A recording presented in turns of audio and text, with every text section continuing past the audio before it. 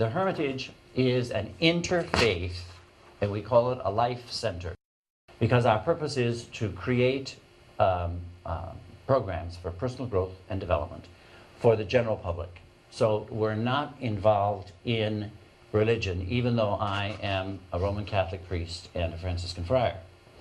And the Second Vatican Council was very clear in saying that we need to take the truth that we have and give it away to everybody. But the Council, understanding that the truth is infinite and nobody has it all, said what we need to do is to be open to all these other traditions so that we can get further insight into the truth.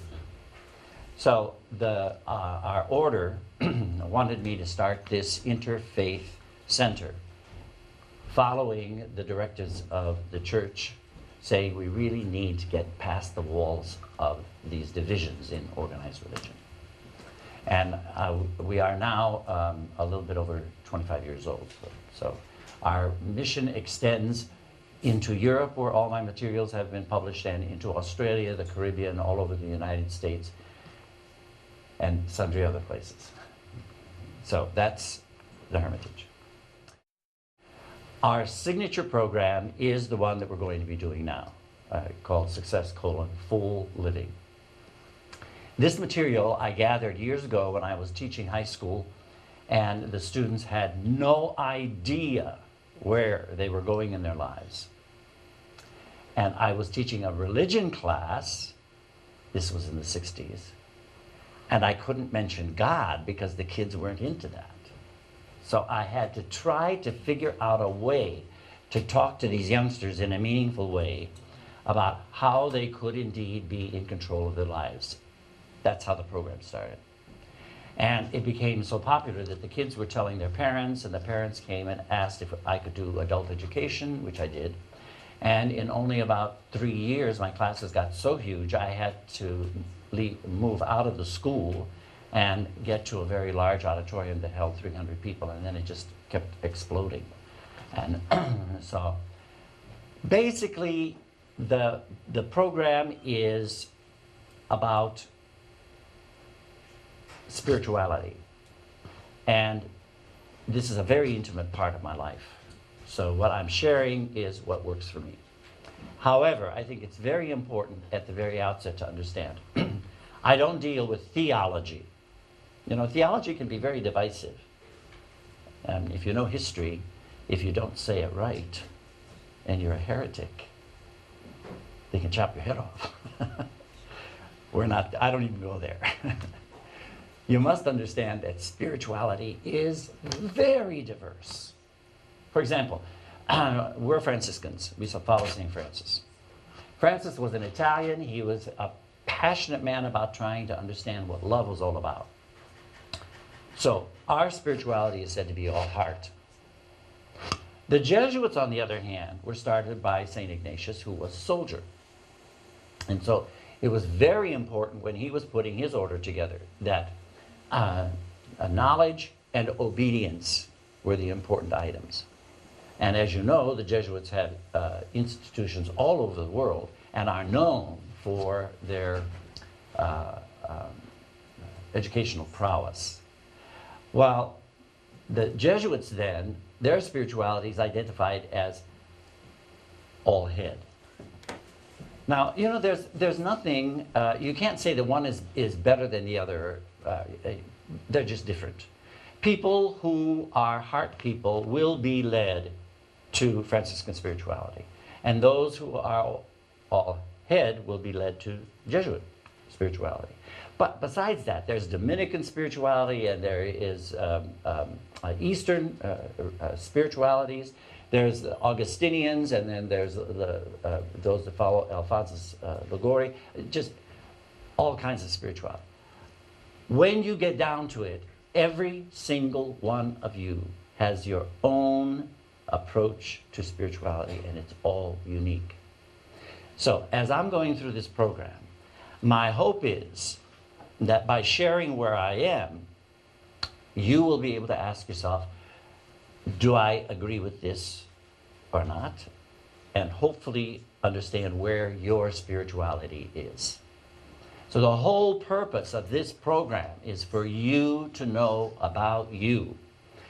It's not about you sitting here and saying, you know, my spouse really needs this. That's not what this program is about. Or, I need to get my kid in here to get this. No, this is about you. And if you understand that, then you will be able to understand all the pieces that are part of this program. Okay. Now, the very first thing that I want to get to is the life mechanism.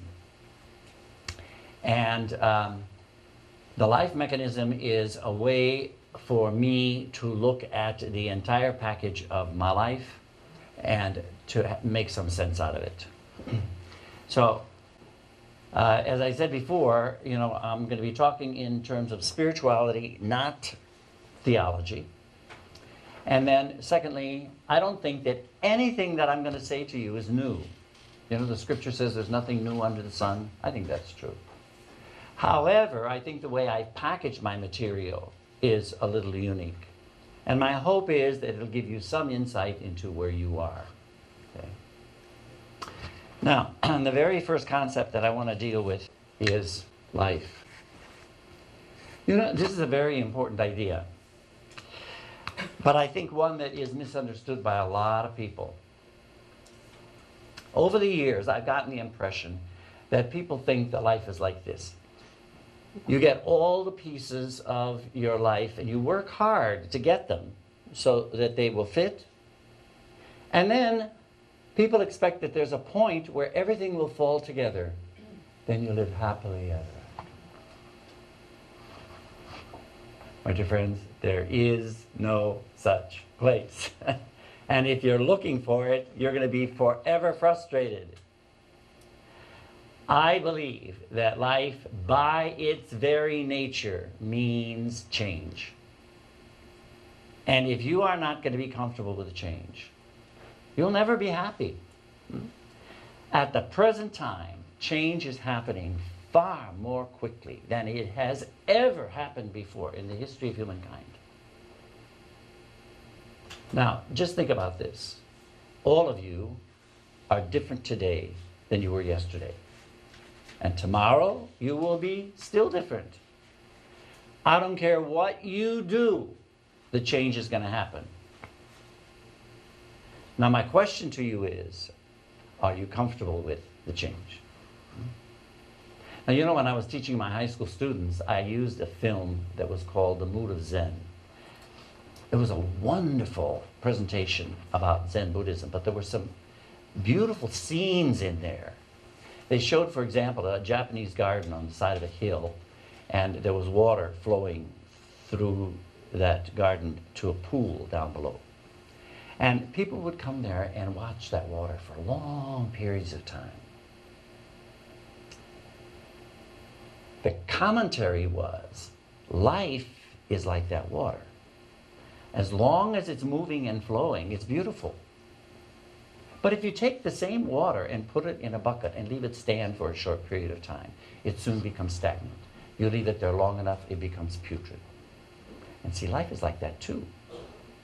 If you do the same things over and over and over again, you can dig a rut.